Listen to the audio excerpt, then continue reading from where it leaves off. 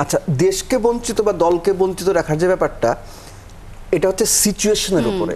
যে সিচুয়েশনটা তৈরি হয়েছে আমার 90 রান, 5 বল বাকি, 5 বলে আমার জেতার জন্য 8 দরকার।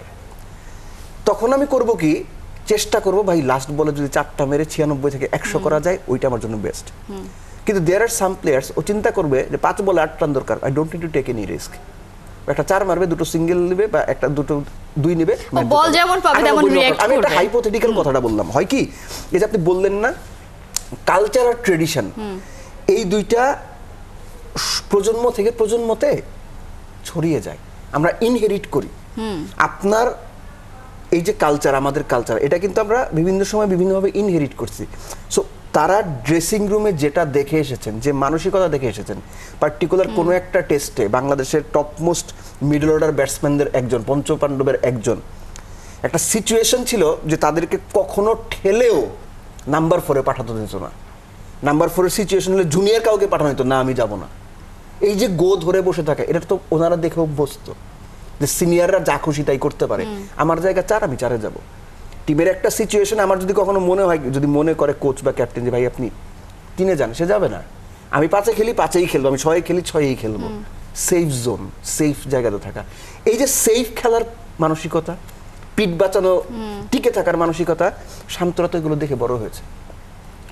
শান্তরা এখন ওই মানসিকতা থেকে বের হয়ে, মিডিওক্রিটি থেকে বের হয়ে স্পেশাল কিছু করার চেষ্টা করবে।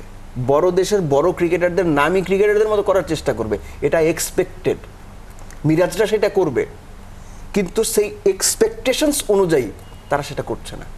তারা বিভিন্ন সময় গ্লোরির পেছনে যায়। মিরাজের কথার সাথে অ্যাড করে দেই, মিরাজের এর আগে আপনি দেখবেন যে 4 নম্বরে নেমে সে 60 স্ট্রাইক রেটও 70 করেছে, আমরা সেটার প্রশংসা করেছি না? আরে মিরাজ খুব ব্যাটসম্যান, ম্যাচ হারাই দিছে সে। তার ওই যে 50 গুলো টানা, এরকম 5 ইনিংসে বলে 3টা 50 আছে ওয়ানডেতে, এর 2টাতে বাংলাদেশ ম্যাচ হারছে। মানে আমি আমার রানটা করে যাব, কারণ বাংলাদেশ ক্রিকেটের ড্রেসিং রুমে এখনো ওই ট্রেডিশনটা আছে যে সাদা বলে ওয়ানডে যদি খেলা হয় ভাই গড়ে 30 রান করলেই সেফ, আপনি যদি ব্যাটসম্যান হন।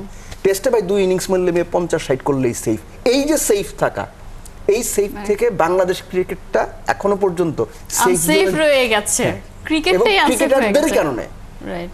তারা যে পরিমাণে, অনেক সমালোচনা আছে, ফ্যাসিলিটিস নাই, গ্লোবাল স্ট্যান্ডার্ডের ফ্যাসিলিটি আমরা দিতে পারি না, বা ক্রিকেট বোর্ড দিতে পারে না, ঘরোয়া বা ডোমেস্টিক ক্রিকেটের কাঠামো খুবই বাজে, যেখানে স্ট্যান্ডার্ড ভালো না ক্রিকেটের, এ সবই আমি মানি। কিন্তু আপনারা ক্রিকেট খেলার বদলে Dhaka premier league cricket, BPL, জাতীয় দল থেকে যে পরিমাণ টাকা আয় করেন, ওই পরিমাণ টাকা বাংলাদেশের 1% মানুষ আয় করে না। সো আপনাদের ওই দায়বদ্ধতাই থাকা উচিত প্রত্যেকটা ফ্র্যাঞ্চাইজির প্রতি, ক্লাবের প্রতি, সবার উপরে, দেশ দলের প্রতি। এবং এই দায়বদ্ধতার ঘাটতি আমি আমার 12 বছরের ক্যারিয়ারের প্রত্যেকটা জায়গায় দেখেছি। হাতে গোনা কিছু ব্যতিক্রমী ক্রিকেটার বাদ দিয়ে দায়বদ্ধতার জায়গা আমি কোথাও দেখিনি।